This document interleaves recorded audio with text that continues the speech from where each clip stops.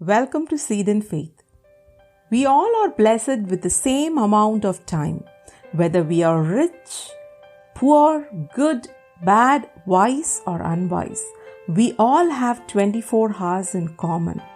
One who value the resource and make effective use of it reap the benefits of it.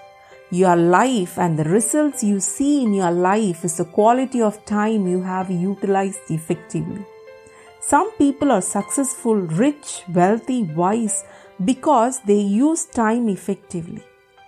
The way you use your time make you successful in your studies, career or business. Resources like money, materials can be stored up for future use. But time is the only resource which should be utilized immediately. If you start using time effectively, all the other resources can be easily earned.